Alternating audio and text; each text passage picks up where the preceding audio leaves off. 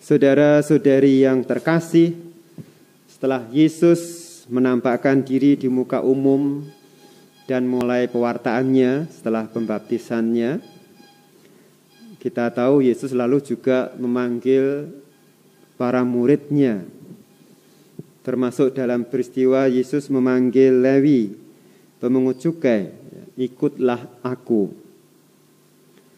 Dalam peristiwa Yesus memanggil Lewi ini, ada hal lain yang juga mau diungkapkan secara jelas tentang maksud dan tujuan Yesus datang ke dunia. Ketika banyak orang mencibir mengapa Yesus makan dengan orang-orang berdosa dan pemungut cukai, Yesus mengatakan, bukan orang sehat yang memerlukan tabib, tetapi orang sakit. Aku datang bukan untuk memanggil orang benar, melainkan orang berdosa. Saudara yang terkasih, saya mau mengajak kita semua untuk melihat dari peristiwa ini dan sabda Tuhan sendiri, yaitu tentang belas kasih Allah yang melampaui segala situasi dan kondisi manusia. Belas kasih Allah melampaui situasi dan kondisi manusia. Siapapun atau apapun keadaan manusia tidak membatasi besarnya kasih Allah. Tampak dalam peristiwa yang kita dengar dalam Injil bagaimana Yesus mau makan bersama-sama dengan pemungut cukai dan orang berdosa. Dan juga belas kasih itu juga bisa kita lihat dari bagaimana Yesus sang guru bahkan tidak hanya makan dan duduk bersama dengan orang berdosa, pemungut cukai, tetapi memanggil Lewi si pemungut cukai itu menjadi muridnya. Ini lebih lagi. Yang bagi orang itu tidak mungkin, tidak bisa, tidak boleh. Pemungut cukai itu banyak mengambil keuntungan secara tidak adil dari pajak-pajak pemerintah. Juga orang-orang berdosa. Jadi ini pandangan dunia seperti itu. Kita juga bisa melihat dalam bacaan pertama tentang pemilihan Saul menjadi raja. Sebelumnya dikatakan dalam teks bahwa bangsa Israel ingin memiliki raja dan datang kepada Samuel. Tidak mau lagi langsung dengan Allah yang hadir melalui para imamnya. Dan Tuhan mengatakan kepada Samuel, bukan kamu yang ditolak tetapi aku. Tetapi meskipun seperti itu, meskipun Allah sendiri ditolak, tetapi tetap belas kasihnya melampaui situasi itu. Dan tetap mengatakan kepada Samuel, lakukan apa yang mereka inginkan. Sehingga lalu Samuel mencari sosok raja untuk Israel. Dan Saul yang terpilih. Belas kasih Allah yang melampaui segala situasi dan kondisi manusia. Meskipun manusia jahat, meskipun manusia banyak dosa, dosa yang artinya tidak hanya melukai sesamanya, tetapi juga melukai Allah sendiri. Ya, bahkan seperti bangsa Israel yang lalu ingin keinginannya, semaunya sendiri, mau punya raja yang itu sebenarnya menolak Allah. Tapi belas kasih Allah sekali lagi melampaui semua itu. Di balik belas kasih ini, saudara, terkandung rencana indah Allah untuk dunia. Rencana indah Allah untuk manusia. Betapa indah pemikiran dan kehendak Tuhan, yaitu siapapun dikehendaki Allah untuk boleh masuk surga, termasuk mereka yang berdosa.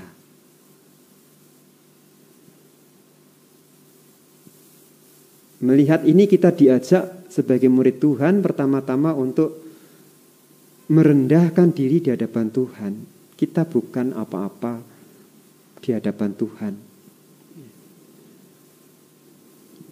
Dan lalu juga kita rendah hati terhadap sesama. Tidak sombong. Tidak lalu, oh enggak boleh, dia kan banyak dosa, dia banyak salah, enggak layak mestinya. Untuk apapun bahkan. Kadang ada umat masuk gereja, loh kamu kok masuk gereja? Padahal hari Minggu. Tahu bahwa saudaranya atau temannya itu punya salah mungkin. Tapi komentar-komentar seperti itu lalu menunjukkan betapa kita sombong. Kita tidak sadar siapa diri kita di hadapan Tuhan. Maka saudara, pengalaman akan belas kasih Allah yang melampaui situasi kondisi manusia dan rencananya yang indah untuk setiap kita manusia mengajar kita untuk merendahkan diri di hadapan Allah dan lalu juga rendah hati terhadap sesama. Dan lebih dari itu, ketika belas kasih Allah itu mau menunjuk, memilih orang-orang pilihannya, seperti Saul, lalu kita lihat bahwa dia terpilih dari antara pemuda-pemuda yang memang cakap. Tapi nanti kita akan lihat bagaimana dengan Daud yang hanya anak kecil. Kita melihat dengan Lewi yang dipilih Tuhan untuk mengikutinya, menjadi muridnya. Tentu penolakannya akan banyak. Oh itu pemungut cukai kok jadi murid. Nggak bisa. Penolakan pasti banyak. Nah, sekali lagi kita diajar lebih jauh lagi. Ternyata tidak hanya untuk kita merendahkan diri di hadapan Allah, lalu rendah hati di hadapan terhadap sesama kita, tetapi juga untuk menumbuhkan, mengembangkan harapan kepada orang lain yang menjadi pilihan Tuhan. Tidak ada manusia yang sempurna, selalu memiliki kelemahan. Maka itulah kita semua siapapun, mau orang miskin kaya, mau dia pejabat atau bukan, rohaniwan atau bukan rohaniwan, tidak ada yang layak di hadapan Tuhan. Kita sudah pertama-tama harus merendahkan diri di hadapan Tuhan.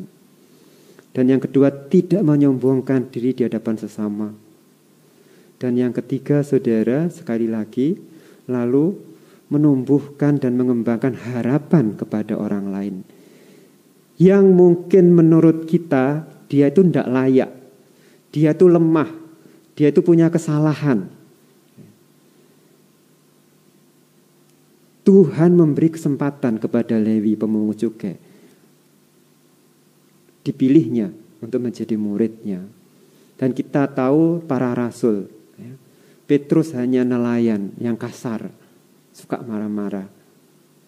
Belum lagi Rasul Agung Paulus, dari Saulus yang mengejar-ngejar membunuh murid-murid Tuhan.